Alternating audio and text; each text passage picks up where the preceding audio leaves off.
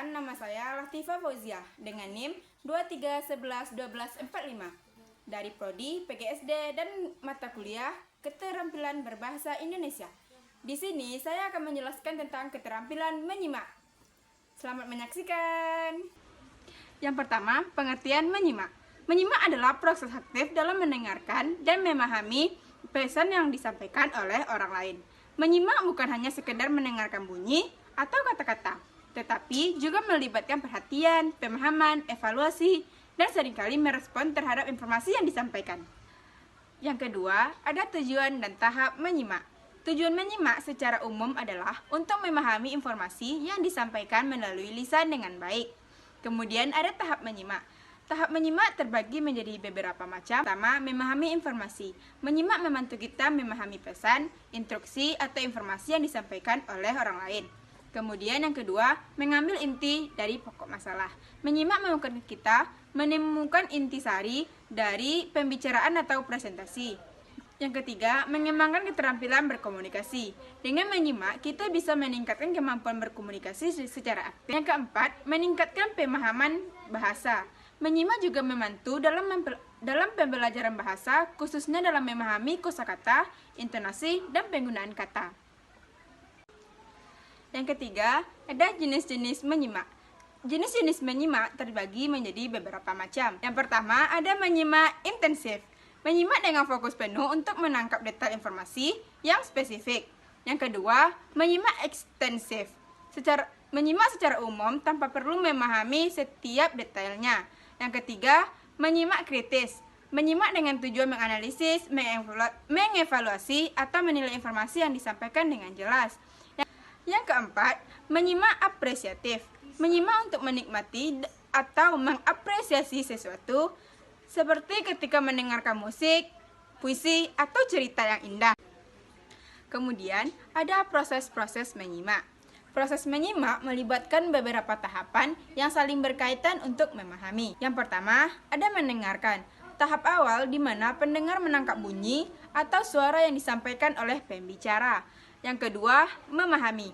Setelah bunyi ditangkap, pendengar mencoba memahami arti dari kata-kata atau pesan yang disampaikan. Tiga, mengingat. Setelah memahami, pendengar menyimpan informasi yang dianggap penting dalam memori untuk mengingat kembali. Yang keempat, menilai. Pendengar kemudian mengevaluasi dan menilai informasi yang telah diterima. Yang kelima, respon. Penyimak harus memberikan respon yang aktif terhadap pembicara. Kemudian, ada faktor penghambat keberhasilan menyimak. Yang pertama, faktor fisik, di mana ada kelelahan, sakit, atau gangguan pendengaran yang dapat mengurangi kemampuan seseorang untuk menyimak dengan baik. Yang kedua, kebisingan atau faktor dari lingkungan, di mana suara bising atau gangguan lain di lingkungan sekitar seperti keramaian atau alat elektronik itu dapat menghambat kemampuan untuk menyimak. Yang ketiga, kurangnya minat dan motivasi. Jika pendengar tidak tertarik pada topik yang dibahas, mereka cenderung tidak fokus. Yang keempat, gangguan psikologis. Pikiran yang sibuk, kecemasan, stres bisa membuat pendengar sulit berkonsentrasi pada pada informasi yang disampaikan. Kemudian ada ciri-ciri penyimak yang baik, di mana yang pertama, fokus pada pembicara. Penyimak yang baik akan fokus kepada pembicara. Yang kedua, sabar dan tidak menyela. Mereka mendengarkan seluruh pesan yang disampaikan tanpa menyela atau memotong pembicaraan. Yang ketiga, memberikan tanggapan yang relevan. Penyimak yang baik memberikan tanggapan yang sesuai dengan informasi yang disampaikan. Yang keempat, mampu menyaring informasi. Penyimak yang baik dapat menyaring informasi mana yang benar dan mana yang tidak dibutuhkan. Yang kelima, empatik. Penyimak yang baik memahami perasaan dan emosi pembicara. Yang keenam, tidak terpengaruh oleh prasangka. Mereka mendengarkan dengan pikiran terbuka tanpa membuat penilaian atau asumsi awal. Kemudian, ada faktor penentu keberhasilan menyimak. Yang pertama, minat dan motivasi. Penyimak yang memiliki minat dan motivasi tinggi terhadap topik yang dibahas cenderung lebih fokus dan berusaha memahami informasi dengan lebih baik. Yang kedua, fokus dan konsentrasi. Keberhasilan menyimak sangat tergantung pada kemampuan pendengar untuk tetap fokus dan berkonsentrasi. Yang ketiga, kondisi fisik dan mental. kondisi fisik yang baik, dan kesehatan mental mendukung kemampuan untuk menyimak dengan efektif. Yang keempat, kemampuan bahasa.